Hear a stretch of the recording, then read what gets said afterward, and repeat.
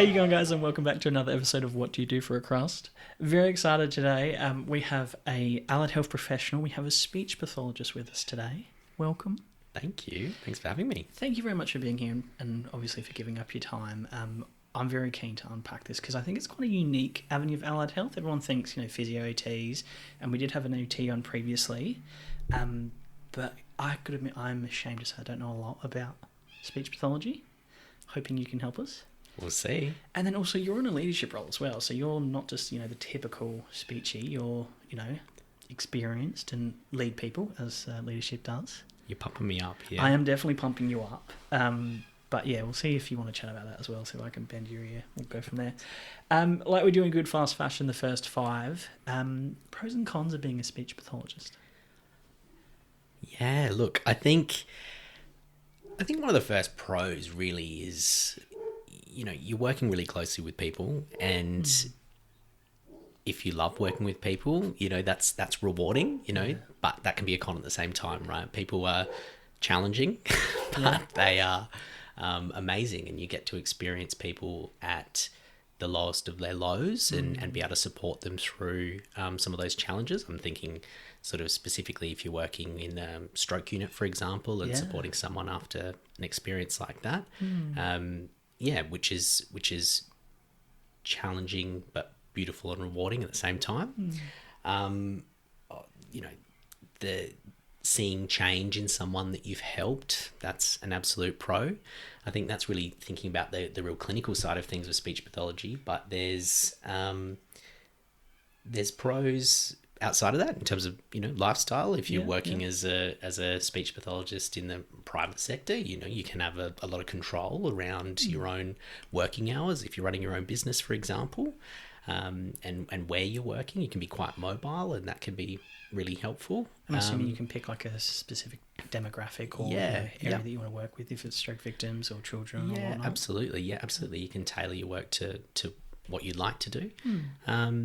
And then working in the public sector as a health professional, there's other benefits of that as well. There's flexibility in the way that you can work, and opportunities to diversify your career beyond the profession itself into other allied health roles, which I've been able to do, as you said, in a leadership role, which has been really exciting.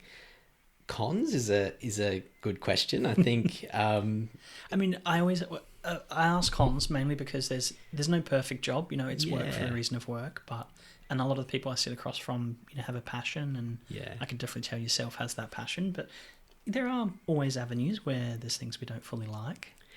Yeah, look, that's a good question. I think, on the flip side, if we're thinking around that clinical side of things, helping someone with their speech or language or swallowing difficulties, there's often times when things don't go to plan, and there's slow progress, often with speech pathology. Sometimes the improvements that you're seeing in someone around their communication can be almost invisible or very slow to actually see that improvement, or in some cases, or in many cases, we are more working with someone to provide compensatory strategies to work with what their needs are, rather than actually helping them to fully recover. And sometimes that can be a con. That can be challenging when you're going, I just want to fix this for you, but I know that I just can't, and we have to help work with you to manage those expectations. That can be really challenging.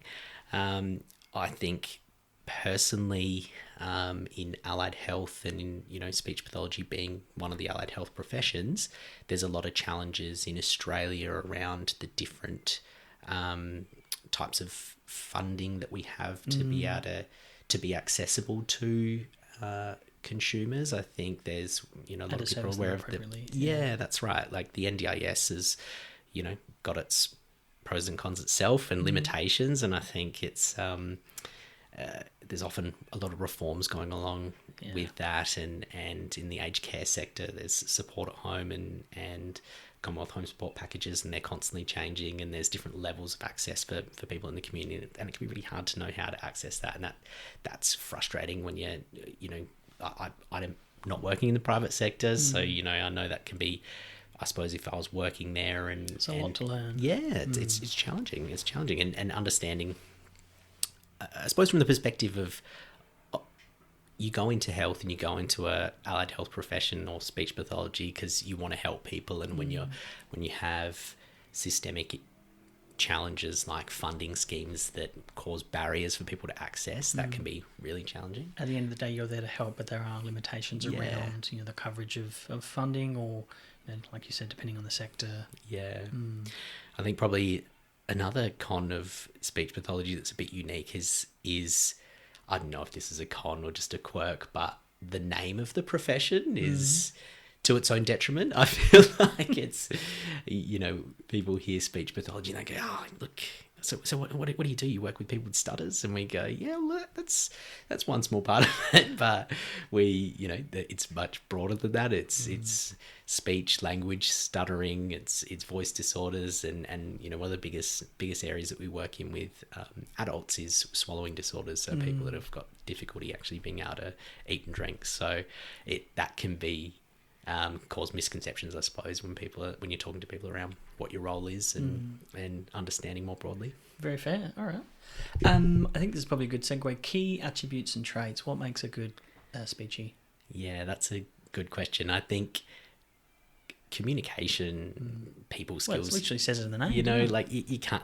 I know it's cliche, isn't it? But you can't, if you can't connect with human beings, you're gonna struggle to be a strong speech pathologist or be successful in that career path. I think it's it's fundamental, and I think it doesn't. Look, I like to think that's a strength of mine. I don't want to sound cocky, but that's something that I've enjoyed. And even when I've worked in roles where the focus of my role is around swallowing disorders, I still think fundamentally I'm here as a communication professional to support people around communication. So I'm going to sit here and listen to your story and talk and connect with you as a person. I think that's ultimately how you make the best gains. But I think there's other attributes, there's other skills. Having an interest in scientific processes and wanting to understand the science around speech and language and swallowing disorders. And so a lot of our training is around. We do a lot of anatomy and physiology in our early training, and I think having that interest and ability to learn in that way and that scientific mindset, I think, is really important.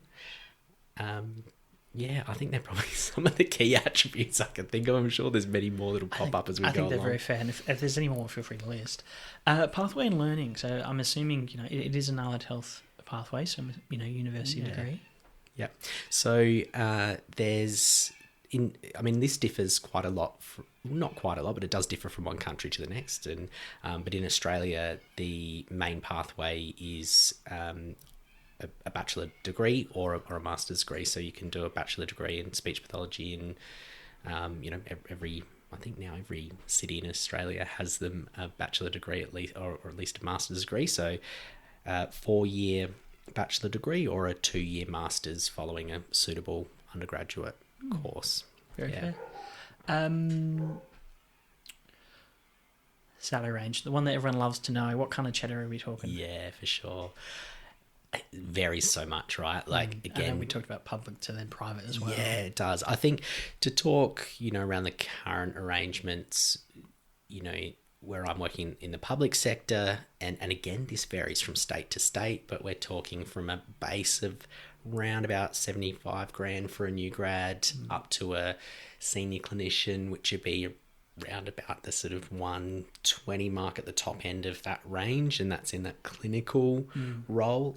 Might have a little bit of flex, ebb and flow in that from one state to the next. And then I suppose opportunities for that to be higher if you are in the private sector running your own business, or if you're in a leadership role and whatnot. Those, obviously there's fewer of those jobs, but those ranges do increase beyond that. So fair. Yeah. And that sort of leads me to the last avenue, which I did want to leave intentionally last, is growth opportunities. Because, senior clinician, Australia University, I'm assuming you're then technically, you wouldn't be an intern, so then, you're fresh out off the boat kind of thing. Yeah. And then what, how long does it take to technically become a senior clinician? out of curiosity, and I'm assuming that's probably a bit fluid as well. It is a bit based on fluid. I knowledge suppose it's not necessarily based on years of experience, more on demonstrating the, you know, appropriate level of skill and experience to be in that role. I can't imagine you're technically a senior clinician a year or two out of university. Nah, so let's be your honest. first couple of years are going to Yeah. be those years of consolidating You the need some time under your bread and belt. butter, right, of your profession. And so I think, you know, your first couple of years, certainly you're going to be at that considered sort of early career level, and then you go into that mid-range of your career. And I suppose it can range. I've seen people on different career trajectories go from, you know, a new grad to in a senior clinical role anywhere between sort of 6 years to 10 years to 15 years. It does vary, And it like you depends on said, the drive. roles are there's less opportunity, as in there's less of those roles. So the competition's much higher, and you're technically going against a colleague. So then that's the challenge as well. Yeah. And I'm assuming leadership. You said sort of clinical leader, and then I'm assuming other leadership and executive level kind of possibilities. Yeah, so I suppose there's an allied health in general, in the across the board, but I suppose speaking to the public sector, there's been a lot of change in the industry, and we talk about speech pathology and we talk about our individual professions, but because each profession is relatively small, if we're talking compared to the medical or nursing workforces, we often band together under the umbrella of allied health because there's strength in numbers, right? And so there's opportunities in leadership, management and operational leadership within speech pathology itself, becoming a manager of a team within, at a certain hospital or health service. And then beyond that, sometimes there's opportunities to be an allied health leader, so a multidisciplinary leader, actually sitting over multiple disciplines and sitting in that role. So, and then of course, like you mentioned, it goes on from there. So there's managers, there's directors, there's executive directors, and I'd say the further up you go, the further you move from away from that clinical and from your discipline specifically. So if I was in an executive director role, I don't think there's a single executive director of speech pathology in the whole public sector, probably Australia wide. Might be making that up, but I don't think there would be. It'd be more likely an allied health, executive director in allied health, or those beyond that director role. It tends to be at that multi-D level, but it does. Yeah, it does depend a little bit from service to service and health network to health network. I think that's fair enough. We have talked about this a lot on a few different episodes now, that the higher up you get, the further removed you are, because you're making strategic decisions, or you're making corporate decisions or financial decisions or budgeting, whatever it might be. You inadvertently become a little bit more removed of the day to day, which unfortunately means you're losing that potential clinical practice. Yeah, which maybe is not losing, but just less using, I guess. Yeah, which I think it's a really good observation, I think, because it is, I know you and I have talked about this previously, haven't we, that I once had a doctor say to me, it's interesting in allied health, the further you go, the further you move away from your clinical work and you go into a real operational leadership role, and why don't you just become a really experienced specialist clinician? I think that's probably a little bit cultural, that it's a little bit structural, the way that we operate, and it's a interesting thought. And I think you often have more senior clinicians get to that crossroad where they go, where do I want to go here? Do I want to be a clinical leader and continue to just consolidate my skills and focus on leading clinical change and development and supporting junior clinicians, or do I want to diverge away from that and go into that operational leadership? Or I can imagine it's a hard thing to assess realistically, because you don't start out your career as a speechy to then go into management or senior exec, or maybe that's not the intent, or maybe it is, but you've picked that particular allied health demographic or delegate for that intention. Yeah, absolutely. And I think it probably is again a bit of a changing landscape, and I think thinking again about when I mentioned the public sector having flexibility, there's probably other types of flexibility that I didn't touch on, like, these days you do have the opportunity, I suppose, to perhaps be in a leadership role, but then, maybe you do a day a week clinical, that's fair, yeah. or you might be able to have some split contracts so that you are keeping those skills current, which I think is appealing to some people. There's also more beyond operational leadership now as well. I suppose that used to be probably the historical model. It was clinical or operational, but now we are seeing a lot more a blend. Yeah, and a lot more project roles, opportunities to be allied health project officers around service development and improvement, which I think is really exciting to see those changes, and more strategic roles as well around really trying to grow our services and provide the best service for consumers, and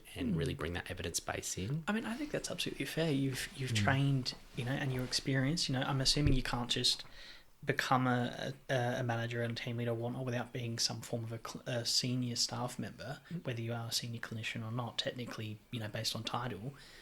I would guess it's hard to give up that caseload. It's hard to give up that clinical touch. You mentioned one of the core attributes is, being a good communicator and engaging with people. And I would say that there's a point where you really enjoy that, so you probably don't want to stop that. So it's nice you can have best of both worlds. Yeah, it's definitely a perk. I think so. Look, I've yo-yoed with this question myself. Really, I've in my career bounced back and forth from maybe we'll go down this track of more that broader operational leadership, and going, actually, maybe I do need to jump back into this profession. Not quite done here, and so I'm reaping the rewards of that flexibility now, where I am in this operational leadership role, but I am doing a little bit of clinical work on the side as well, and I think that's a nice balance for me. So I think wide advocate for this sort of role, and in this sort of setting, it's got that flexibility, but opportunity to grow and opportunity to continue to learn and develop as a clinician. I mean, I think that's a huge perk for particularly maybe the industry and the role itself, is that you get the best of both worlds and have that opportunity. I was wondering, can we unpack a little bit more about the sort of the clinical side, I guess, of a speech pathologist? Like you said, a lot of individuals, potentially don't have the full knowledge or the coverage of what a speechy does. I often ask this, and it's a stupid question, because what's a typical day look like? And I'm very much positive there's not a typical day. Yeah. We talked about very briefly some of the coverages, swallowing difficulties, all that kind of avenue. A lot of I'm assuming you need to know, quite detailed info about the tongue and the muscles in the throat and all those kind of things. Yeah, for sure. Are there common occurrences or common cases or issues that you see within this particular field? Yeah, I suppose there is.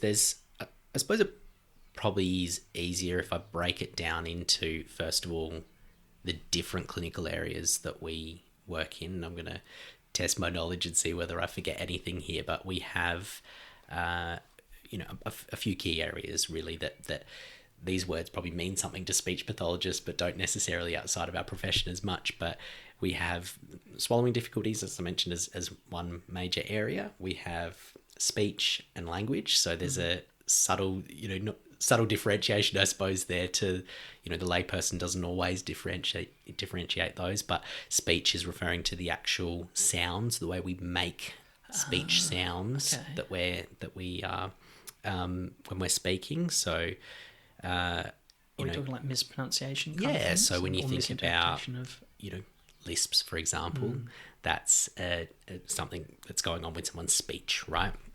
Language is the way that we actually understand and interpret the words that we're hearing and form words and sentences to be able to communicate. So someone can have issues with speech, but their language can be intact, or vice versa, depending on what their circumstances are.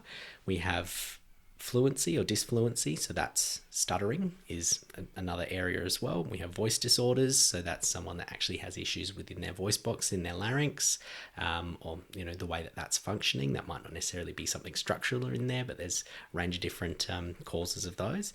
And then we have a whole other area which I think is probably less known, but it goes by a few different names, but multimodal communication, when we're talking about using communication boards and high-tech devices and forms of sign language as well, can be types of different multimodal communication that we might work with someone who is non-speaking, doesn't use words to communicate, but communication is communication, and sometimes people need to do that with pictures or with symbols or with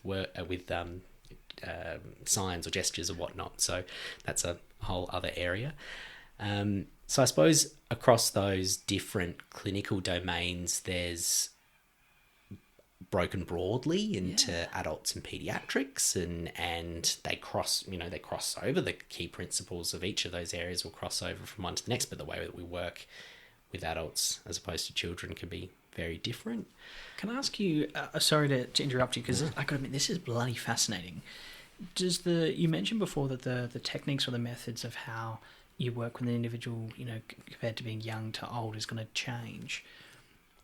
Does it change when an individual goes from then young to old? So is it an individual who's, say 15 and having, maybe some form of speech difficulty, once they hit a certain avenue, does a technique change or a method change? Or is it purely based on, like, not that I'm talking like, categories or techniques, but I guess, like, is it sort of a one-size-fits-all, or is it a bit of a scale? I suppose it's variable, and it depends on the individual circumstances. That's an interesting way of thinking about it, I think, because a lot of the time, we're broadly grouping adult versus pediatrics. We're talking about adult interventions. It's more often than not the general population we're working with. There are tend to be older people, tend to be people that are over 65, for example, and might be people that have had, strokes, or might have developed a neurodegenerative condition like Parkinson's disease, for example, or motor neuron disease, and tend to be conditions that are developed later in life. Or dementia, of course, is another one that is obviously more common in older people. But then traumatic brain injury is another one that's probably more of a younger person type thing. So we, in that adult population where there's an acquired speech or language disorder or swallowing disorder, acquired meaning it's something that happens following some sort of traumatic injury or whatnot, or through some sort of neurodegenerative condition, then you kind of really take that adult approach. This is someone that was functioning in this way previously, and now they're functioning in this way, and so we need to help them adapt to this new circumstances, while also trying to help them where possible to improve if the condition they're living with has the capacity for skill building. And so I'm assuming then as well that based on not just the the age or the segment of the individuals in, but also probably the reasoning as to why they're needing the speech pathologist assistance is, would I guess to say younger individuals, it's a developmental pathway, whereas the older individuals, or demographics I should say, it's more of a trying to prolong. Does that change when it comes to... Yeah, it's very different again. So I suppose there's those developmental with children. Generally speaking, of course there are circumstances where children can have acquired speech language swallowing disorders, but we generally speaking, we are working with developmental challenges that someone's experiencing. So that's probably the large portion of what people think speech pathology is, and it is a large portion of the work we do. But kids that are having trouble actually with their speech sounds, getting their sounds out to be intelligible in what they're saying, but also what can sometimes be hidden in that is those language disorders that we talked about as well. So how they're actually understanding or putting sentences together to be able to form language that makes sense or that they understand. And so that's developmental. We're teaching them to get to the level where their age-matched peers would be, essentially. And then I suppose there's that different way of working again with someone who is living with a lifelong disability that affects their speech language communication, and in that situation you're not necessarily... It's different again, because you're not trying to restore function. You're not trying to bring them to a certain level based on a benchmark or a developmental milestone. You're trying to support that person to engage with life and be as functional in their communication as possible, and in a way that suits them and their needs as well. So I think for example, using that example of multimodal communication, you might have someone who is a non-speaking person and they may not ever have the ability to speak verbally, and so what we're trying to do is help that person to engage with their world and the people around them and build connection and communicate as best as possible. And I think one of the biggest things in that space is we're not just trying to get people to communicate in a transactional way, just I want this, I need this, basic wants and needs. We're recognizing that even a person that doesn't communicate verbally, they want to connect with people, and there's still that level around of the world emotion around that them. comes through the language. So. Okay, wow, I'm blown away, and I'm absolutely loving this cover, because I'm just putting in my mind of not just the age groups that you're covering and supporting, but there's linked to equipment. I'm assuming with swallowing difficulties, which I really want to unpack as well. There's probably nutritional value that needs to be discussed there. There's probably, I've heard a rumour that there's a lot of psychological input towards stuttering, and I'd love your opinion on that as well. And then there's also, by the sounds of it, if we're talking acquired brain injury, we're talking rehab as well, or preventative measures for, Parkinson's and Alzheimer's. What a coverage. My God, I have clearly not given speech pathology enough appreciation by any means. Like I said, the name's to its detriment, right? I think Right. it's deceiving. But having said that, now that I think about it, in the 26 minutes that we've been recording, you are very good at communicating. I've always thought this, but you carry yourself and your voice, your language is extremely clear. You're very easy to understand. Even talking about something clinical, You're flattering me. You can explain things. You've done this to me for several years, and I've really appreciated it, because I need someone to unpack it a bit clearer. Can I ask, when we're talking swallowing difficulties, how do you go? Where does it start? Someone comes to you, and is it a young individual? Is it an infant, a newborn that's having difficulty swallowing? We work with swallowing and feeding difficulties across the age spectrum. So I'd say that the largest portion of the largest population we'd work with is, again, older people, and that's people over 65, but probably more realistically it's people more over the age of 80, and that's if I'm thinking in the acute hospital world, or in residential aged care homes as well. Yep. So we know that almost every single person living with a diagnosis of dementia is going to ultimately have some level of swallowing difficulty, and so that's a big area of work. And then there's again, similar to those, a lot of those acquired conditions where someone might acquire a swallowing difficulty from a stroke or traumatic brain injury or whatnot. So I suppose it depends on the source of the referral. If we're working in the community, you might receive a referral from a GP that someone's going, I've just been having this progressive difficulty with my swallowing, and I'm coughing every time I'm drinking, or I feel like something's stuck in my throat, or I need to swallow multiple times to try and get things down. Whatever, we basically unpack what someone is describing, and so there's that sort of referral, and then we might have someone who has that classic example of had a stroke, and they may immediately following that stroke not be able to communicate what they're experiencing very easily or at all, and so we're relying on observations. So we might have on the stroke ward a nurse or a doctor is referring to us going, we've tried providing this person with something, and they coughed and sputtered and seemed to have difficulty with it. So that's sort of how it would arise. I think there's, without going into too much of the details, on a stroke unit, for example, swallowing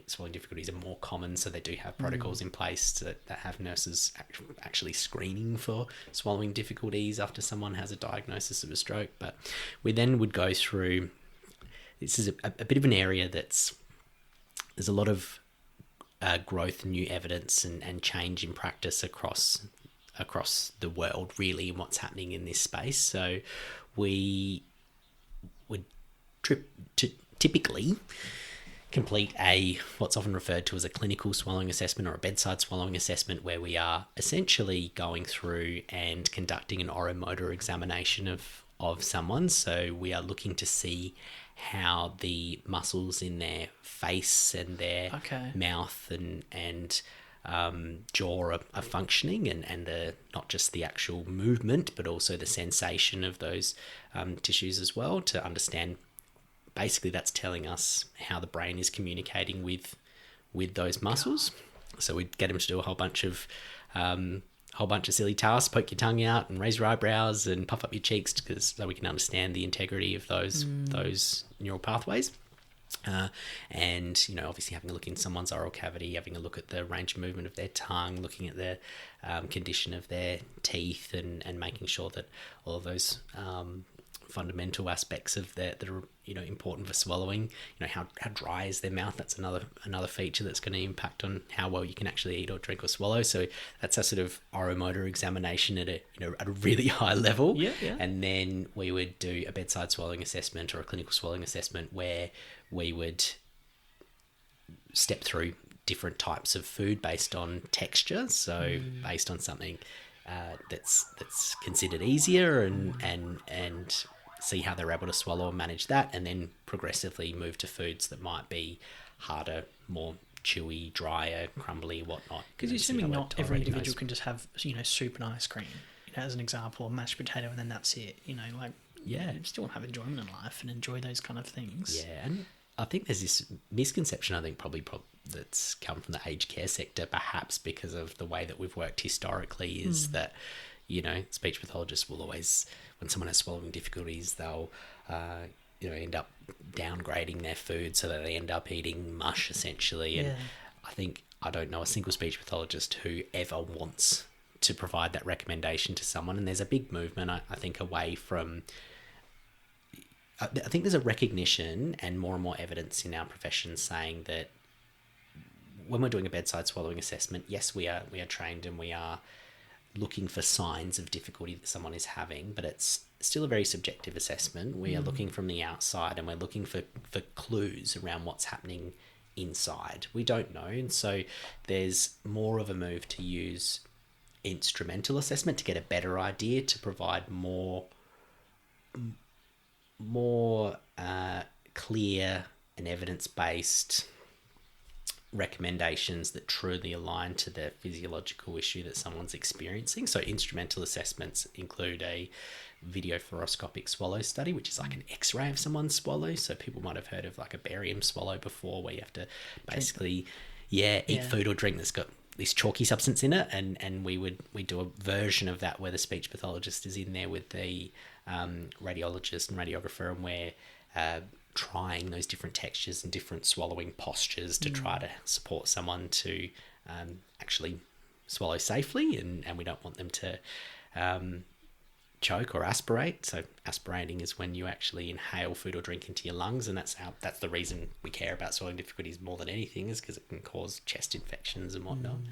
And then the other form of instrumental assessment, or there's quite a few, but probably the two main common ones are video fluoroscopic swallow studies, or VFSS, and FEES, which is a fibre optic endoscopic evaluation of swallowing, which is basically camera goes up your nose, and we have a look from the top at some top of someone's larynx and the top of their esophagus, and see what's happening with food. Is that food and drink going into the airway, or is it going down into the esophagus? Is it pooling in that area? And what we're looking at the structure of the top of the larynx, which is your protective mechanism for your airway. So we want to investigate with those instrumental assessments as best we can, but we're in this position in Australia where we don't have a whole lot of access to those assessments readily. It's changing slowly, and certainly in the US it's much more commonly available, but we're kind of in a bit of a transition period in that space to ultimately choose or be able to use assessments and strategies that are really understanding the physiology at a high level, what the cause is or the problem, to then think of the best outcome. That's it, and provide the best recommendation for your patients, so that they're not as restricted as they would otherwise be if you're sort of making an assessment from the outside based on, Wow. Okay. I'm just thinking in my mind, I'm like, geez, it's so much more complex than I thought it would be, but it's extremely important. You think about, not just nutrition, but breathing, like you said, aspirating. Like it's I definitely don't want to downplay it by any means. It's a quality of life. Yeah, exactly. I think one of the reasons this does fit nicely with speech pathology, we know a lot about this anatomy and physiology, and the neurology's, all interlinked in that area of the head and neck, but it's, you know, we're about connection and communication, and what's one of the main ways that most cultures, almost all cultures around the world, connect with families and friends. You know, we do it over food and drink, and we eat, you know, meals, cooking, thing, right? It's something we do together, and I think that's something that is often misunderstood, is when someone has a swallowing difficulty, particularly if they're, you know, it's something they're really aware of. We see people withdrawing from their social circles because they're embarrassed by coughing and spluttering every time they're out there having a meal with their friends, and so there's it's goes beyond the actual health issues around, or the physical health issues around aspiration and choking and chest infections, to, you know, how it actually affects your quality of life. Yeah, I mean, you're talking social, you're talking, you know, health and well-being. Yeah, absolutely. Bit of a left field question here, and it's just sort of popped into my head, and I want your opinion on this. By no means, I'm not trying to put you under the pump. Where does sort of smoking come into in regards to, you know, we know smoking's very, you know, bad in general, tar, lungs, you know, all that kind of stuff. But in regards to sort of swallowing and that kind of avenue, where do you sit on that? Yeah, so that's, look, I suppose that's leads into another area of practice that we would work in. So speech pathologists have a reasonable role in head and neck cancer, and we know that smoking, so that's, I suppose, in the most extreme end of the extreme answer for that question, but we know that, you know, very basic level, smoking is drying, and that can affect your vocal cords, and that can affect your voice, and that can affect your voice long term, and there's you know, those effects just from the day-to-day aspect of inhaling smoke into your upper airway, and your upper airway is your voice box, is your larynx.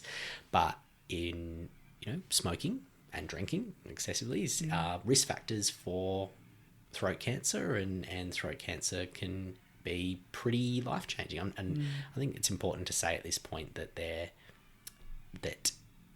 is a misconception that every person who gets a throat cancer is from a certain demographic and is a smoker and a drinker. Certainly there's a lot of pack a day, and there's other, you know, genetic predispositions and all those kind of things. Absolutely. There's people who have just, you know, unfortunate circumstances, and that they end up in that position, but certainly it does increase your risk, and that's a pretty massive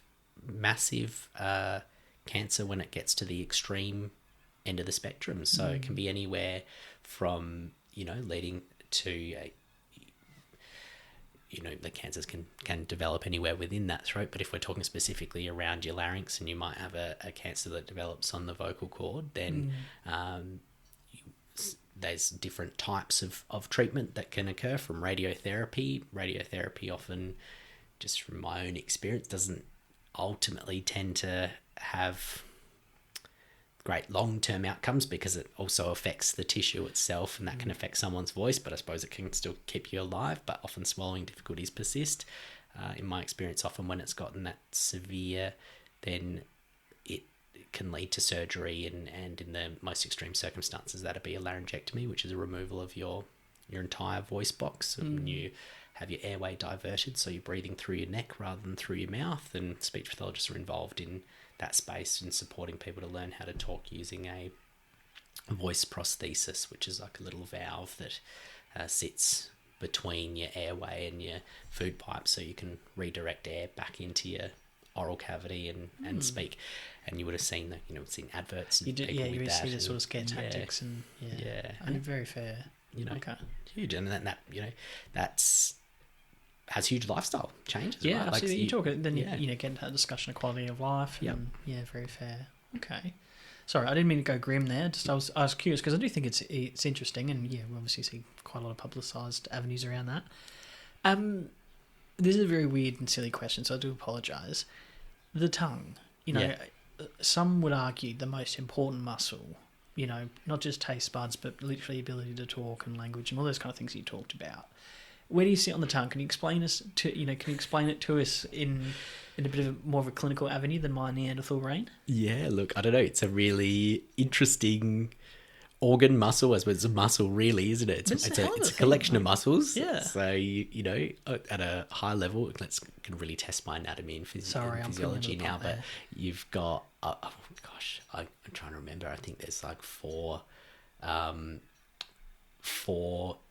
muscles within the tongue and 4 muscles outside of the tongue, the intrinsic and extrinsic muscles of the tongue that enable it to be one of the most mobile muscles that you have, or collection of muscles that you have in your body. You know, it can make these really fine, intricate movements that I don't think we appreciate. Just the ability to be able to twist your tongue back on itself, to be able to clear that little crumb that you have in the back of your, you know, stuck behind your teeth back there. Like, that's pretty complex. Nothing else. Yeah. You know, so yeah, I don't know. It's pretty amazing. It's also the sensory aspects of the tongue are really, really interesting, right? You know, it's we think about babies, they're always mouthing objects and whatnot. And that's because the sensation in their tongue is, you know, greater than we have in our fingertips. You know, if we think about how sensitive our fingertips are, and we can sense the smallest grain of sand, babies have that same level of sensation in their tongue, right? And so it's really unique. We imagine if you had a grain of sand on your arm, or if you had one in your mouth on your tongue, you'd be feeling like you had a ball of sand in your mouth.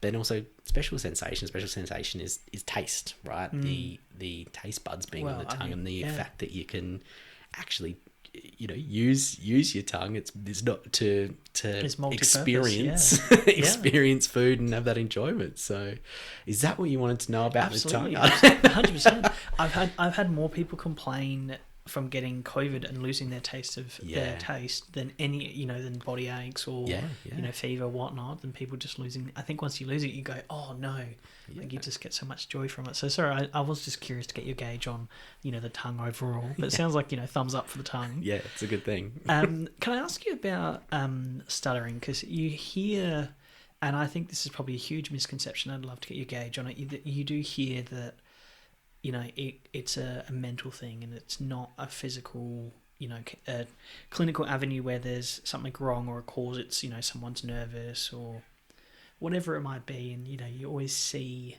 particularly in a lot of media, you know, like reading poetry to yourself will, you know, fix the stutter, or, you know, some people, you know, assume that it's your brain going too quick and your mouth can't keep up. And can you explain to us a little bit more about what it actually is? Or yeah, look, I'm not going to pretend that I'm any sort of expert in stuttering and dysfluency. It's probably one of the areas of practice I've worked in least, right? I mean, sorry to put you under the palm. No, that's right. That's fine. Look, I'll have a crack at it, but, you know, happy to have any of your listeners call in and go, oh, mate doesn't know what he's talking about.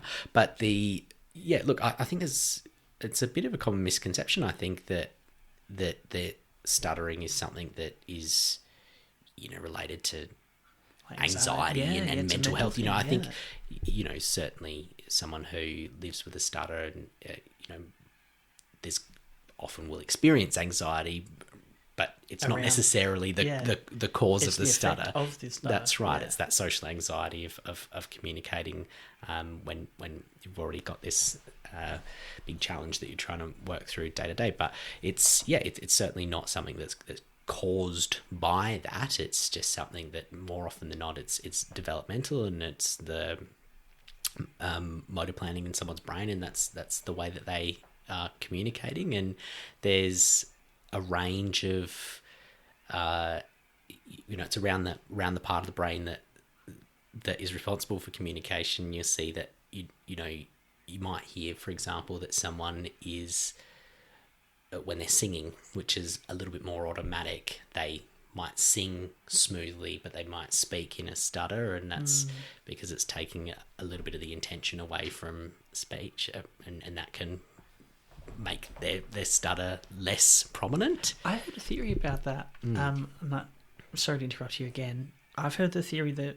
by singing, individuals with stutters that sing, there's it's not repetition, but they know the song, or they know the words, so there's less cognitive stimulus required because you already know what words coming next. And there's that rhythm in there that so it's sort the of tempo brings, that also makes it interesting. Adds another little natural aspect to making that more automatic rather than something that is being generated on the fly.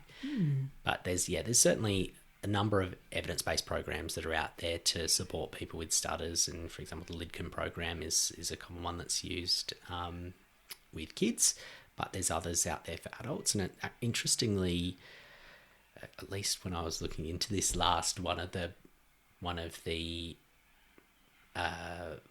programs that has the best outcomes for adults living with a stutter long term is one that's actually run by people living with a stutter. They go through the program and they become trainers and to support other people to go through it. And off the top of my head, I can't remember what it's called. It starts with an M. I want to say the Maguire program, something like that. I can always add it in the episode bio. That's easy done. Yeah. So and that program, it's not run by speech pathologists. It's actually run by participants with lived experience, and I think that's really interesting as well. I think they tend to have longer term effects in that space as well. So obviously a bit of lived experience there as well, but it sounds like they have a bit of a personal understanding as well. As and there's techniques that are trained. I can't recall exactly what they are, but I know certainly in some of the pediatric examples they use techniques called smooth speech, for example, which is around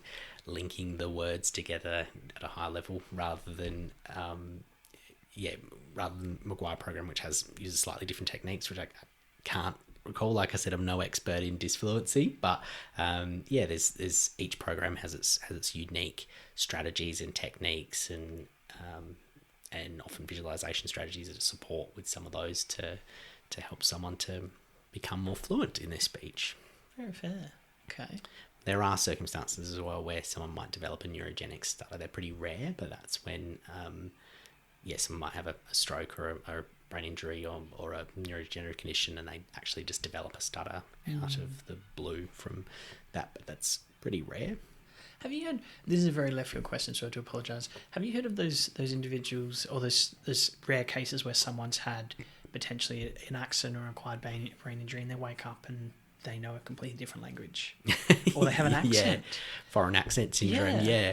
I think it's... What's your take on those? Because it just sounds so bizarre. It's crazy, isn't it? Look, I don't know enough about it. I've heard of it, and I remember hearing about it at uni, but it's not something that I've ever experienced. Very cool. I just think the whole intention of it is cool. It's incredible what the human body is capable of, not just in general, but it's the brain, right? I guess that's what makes us very unique. I just want to ask you as well about the equipment we talked about when it comes to language and speech and such, and there's individuals that do rely on equipment to communicate or to aid in communication. What kind of I'm assuming that communication is constantly developing and becoming not just more accessible but more proficient, those kind of things. I loved your take before on the individuals don't just want to communicate, they just want to say I'm hungry or hungry. They want to I feel like this, so I've got a hankering for a cheeseburger or whatever it might be. Can I ask you, are there any sort of equipment that's currently being developed to, I guess, support that? Yeah. I suppose there's a few out there. There's obviously in this technological world that we're living in, a lot of the preference is now often to go for a high-tech device. So we talk about low-tech and high-tech AAC. So AAC stands for alternative and augmentative communication. So a different type of communication or a way of actually augmenting or improving or supporting your communication. And so, there's a few key systems that are, and programs and apps that depends on the spectrum of your communication needs. So anywhere from... I don't know whether I should necessarily say the names of the products, fair enough. It's fine. I think they're pretty commonly known. So, for example, Proloquo or Proloquo to Go, there's sort of two variants of the same thing, of a similar thing, is a symbol-based communication system. It's actually an app that is most commonly probably used on tablets, and you can basically directly select with your finger the different symbols and the way that the words are grouped. They're grouped in such a way based on need and categories, and it helps to guide the user to use to work on their communication function, what they're actually trying to communicate, rather than just searching through a list of words, if that makes sense. There's eye gaze systems, so and that tracks eye movement. So if someone, incredible, it's amazing, and the people that are communicating in this way are incredibly clever, if you ask me, because have a lot of stamina, because it's really exhausting, because we obviously learn how to do this ourselves if we're working in that space. And so it tracks your eye movement, and it's usually, symbol based communication more often than not. So they're looking at a symbol, and you can set up the devices such that they are, you determine the amount of time that someone needs to focus on an image symbol. Okay. And then that will select that image, and then it will speak. So I guess it could be unique to the individual. Always always tailored. I So like we that. never, and I think that's something that, we'd often get these referrals in the hospital going, oh, this person can't speak because they've got a tube in their throat, but that we want to know whether they want this medical intervention. And we're going, well, we don't know anything about this person. And if we come to them with a two-page A4 piece of paper that just has toilet, food, drink, husband, wife on it, we're limiting their entire vocabulary to what's on that page. And we'll have someone look at us going, well, no, those 20 words are not what I want to say.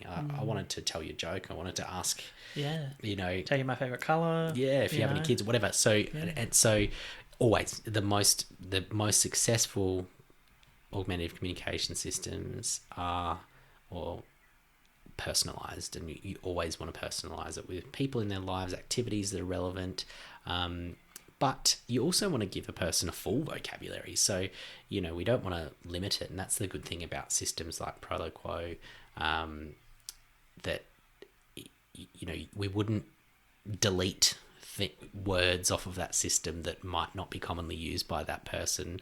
I think that's a common misconception, is you'd have someone, when a person's learning this, going, oh God, there's too much on there, it's going to be overwhelming. We're going, yeah, but language is overwhelming. A baby, when they're learning to, or a young child when they're learning to speak, is still exposed to the full vocabulary of an adult. What's this mean? And that famous why, and and they hone in on what's relevant to them based on the way someone's interacting with them. And that's the same thing. I mean, it links so much to personality as well. That's the language you use. The language is just incredible in general, but that's what makes you unique, is the phrasing, or how you yes, we standardly structure a sentence and whatnot, or a conversation is back and forth, but what word you choose to describe this feeling or emotion or whatever it might be makes you quite unique. Absolutely. And it's, that personality develops young, right? I remember working with a young boy. He's probably only, would have been about 9 or 10 at the time I was working with him, and this child had pretty severe physical disability and could only communicate with eye gaze. And what was the main thing that he wanted to communicate with me every time I saw him? He wanted to take the piss. We'd put on there, I think it was some phrase, something like buzz off or shut up or something like that. And he would always navigate his way, because we wouldn't put it in an easy spot. He'd have to go to, to this, I've got something to say. And then it'd open up another menu, and then he'd find his way to buzz off, and then he'd just select that. It'd speak, he'd look at me and just cackle. And, that's human connection. And that's ultimately what you want AAC to be. You want it to replicate to the best it can what it's like to be able to communicate verbally. That's a lovely story, I gotta admit. We are closing to our time, which I'm very sad to say. I wanted to mention a person that I really admire is Stephen Fry, and he has this real famous quote. I don't want to say the quote because I will absolutely butcher it, and like I said, I really admire him, so I don't want to ruin it.